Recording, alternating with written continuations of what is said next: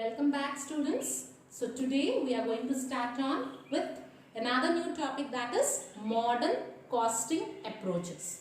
Under modern costing approaches, the first modern costing approach what we are going to start today is Parito analysis. So what do you mean by Parito analysis? So Parito analysis is generally a decision making technique which is used basing on 80 by 20 rule. So what does 80 by 20 rule actually mean? So 80 by 20 rule means that 80% of benefits arises to an organization because of 20% of work, and 80% of problems arises to an organization because of 20% of causes. So basing on this rule, a tool which is used for decision making is termed as Parito analysis. So this Parito analysis is mainly used in the organization in order to find out the limited number of factors which have a greater impact on your output. So in order to explain this point, let me give you an example. Generally, we may use different factors for producing an output. That is, in order to produce an output, I may give training to a worker. I may use proper management techniques. I may use different new varieties of raw materials, or I may recruit different labors in order to produce an output. So this Parito analysis is used in order to find out which factor has a greater impact on your output. Okay, with this greater impact may be either positive impact or negative impact. Clear? So Parito analysis is a decision making technique which is used by management. And coming to the history of Parito analysis was first developed in 1906 by Wilfredo Parito. He is an Italian economist, he is an Italian scientist, and he is an Italian philosopher. So what he did is, he conducted research in Italy, and what he found out is, in Italy, 80% of land is generally owned by 20% of population. So what he did is, he extended his research to entire Europe in order to find out whether this disproportionate distribution of land was same all across Europe. And to his surprise, what he found is, this disproportionate distribution of land was same all around Europe. That is, in all around Europe, he finally concluded that 80% of entire wealth is owned by 20% of population. Okay, so this theory was named as 80 by 20 rule or Parito analysis by Wilfredo Parito. Later what happened is, this theory was extended by Joseph Juran, a Romanian American business theorist. What he did is, he used Parito analysis in order to find out whether this 80 by 20 rule can be applied in business situations to solve the problems of business. As a result, he applied this theory into business, and he found that 80% of innovations in an organization come from 20% of staff. And he also found that 80% of success in an organization comes from 20% of effort of employees. And he also found that 80% of decisions made in meeting come from 20% of meeting time. And the last thing what he found is, 80% of complaints come from 20% of service. So he found that this 80 by 20 rule can be effectively applied in all the organizations in order to find out the cause of a problem in an organization. But one important point, what is needed in order to implement this Parito analysis is cause and effect analysis. That is, before implementing a Parito analysis, the organization has to conduct cause and effect analysis in order to produce the list of problems in an organization and the effect of problems in the organization. on the basis of cost and effect analysis, this Parito analysis can be fully implemented in the organization. I hope Parito analysis is clear, isn't it? Now coming to the objectives of Parito analysis. This analysis is mainly used for only one single objective. That objective is to find out the major causes for the problems in the organization, or to find out the root causes of different problems in the organization. This Parito analysis is used. Okay, so coming to the next topic, that is steps in Parito analysis. So in order to use this Parito analysis, the organization generally have to follow 6 vital steps. What are the steps? The first one is identify the problem. So in an organization, in order to implement this Parito analysis, the organization has to find out the different problems which it is suffering. Okay, the first step is identify the different problems which the organization is encountered with. And the second step in Parito analysis is identify the root cause of problems. So the second step says that when there are different problems, there will definitely be causes for the problem. So the second step what the organization has to do is, it has to identify not the causes but the root causes, that is the major causes of the problem. When I say that, when I have an employee, he is not working in the organization, that is my problem. And this non-working of an employee may be due to different reasons. That is, when the wage is not provided by an employee, it may be one reason. The working conditions are not proper, it may be another reason. When the communication is not good in an organization, it may be another reason. When he is suffering from any personal problems, it may be another reason. When he has any physical or mental problems, that may be another reason. So in the second step, what has to be found is the root cause of the problem. There will be many problems which is suffered by an employee. Here the organization has to find out the root cause for the problem. Okay, one vital problem which is the lead for the cause. That has to be found out. And the third one is score problems based on level of impact of the company.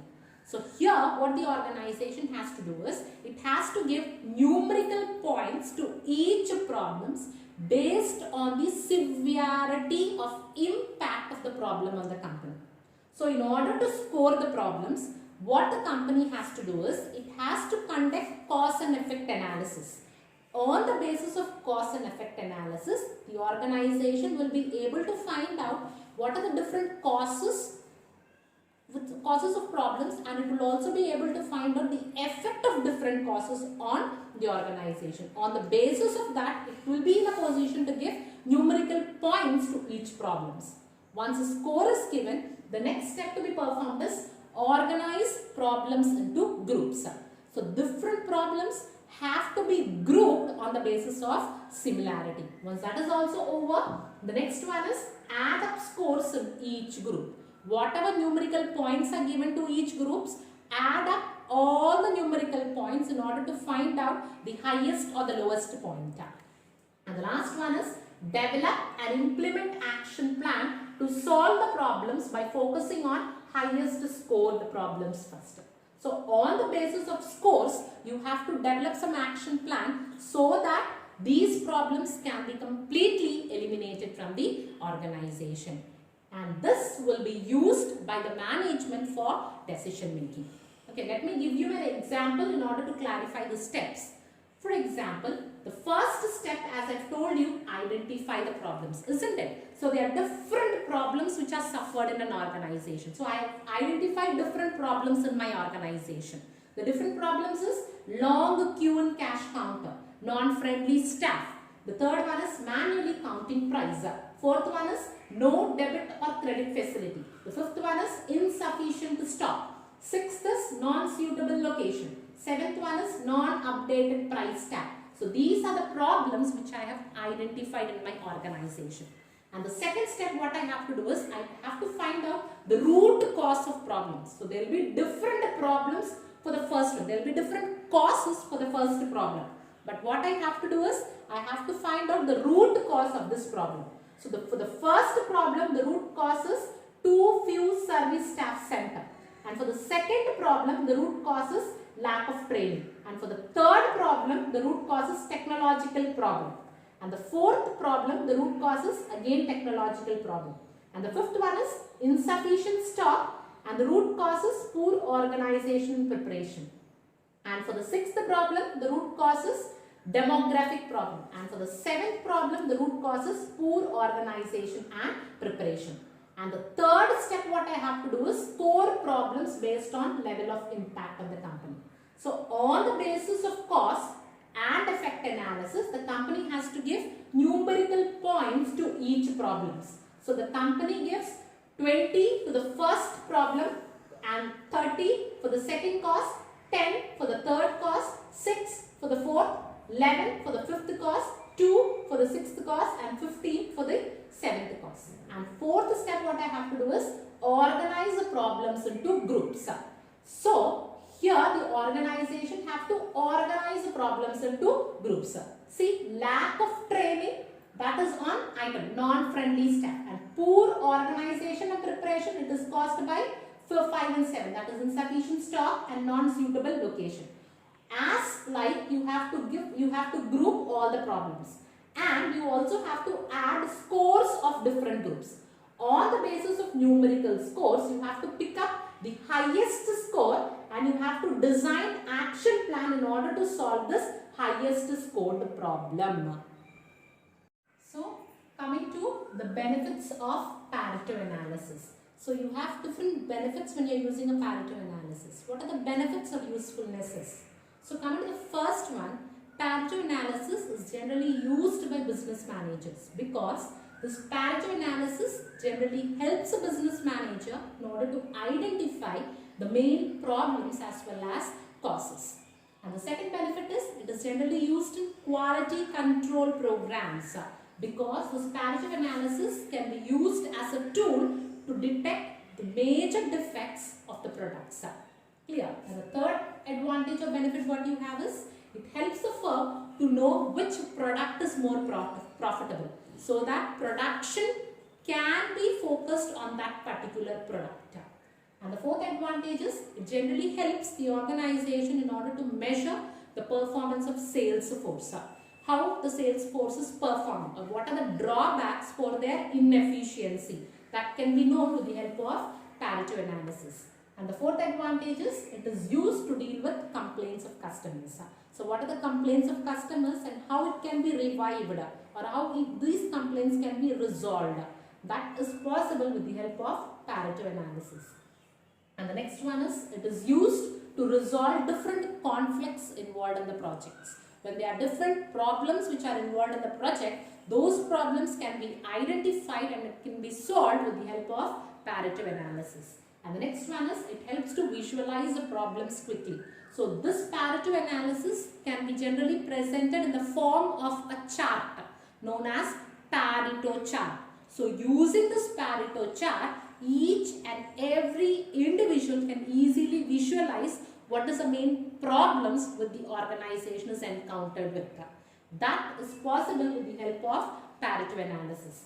And the next one is helps to check major complaints which are coming from the public and resolve them.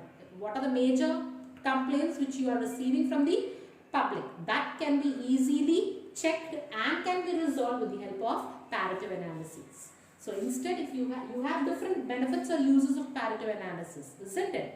So even though you have different benefits, there are certain limitations or drawbacks to your Parito analysis. What is that is? The first one is Parito analysis is not a universal law. So you cannot apply this Parito analysis in each and every circumstances. When you apply, the results will be inaccurate. Under each and every circumstances, this Parito analysis will not be useful. That is the first disadvantage. The second limitation is do not help to find the main root cause. So generally Parito analysis is used to find out the root cause of a problem. But the main root cause which is disturbing your organization drastically, that cannot be identified with the help of Parito analysis. That is the second limitation. The third limitation is if there are many problems which the firm is facing, When there are many problems, this analysis will not be sufficient. You have to use another analysis known as root cause analysis to find out when there are many problems. Okay, I hope the third limitation is clear. And the fourth one is Parito analysis generally shows the frequency of the problem, but it will not indicate the severity of the problem to the organization. And the last limitation is this Parito analysis generally focuses on past data. That is what have happened in the past. It will not reflect any future data. Due to this, the results, which is the outcome of Parito analysis, may be inefficient. I hope this class is very clear.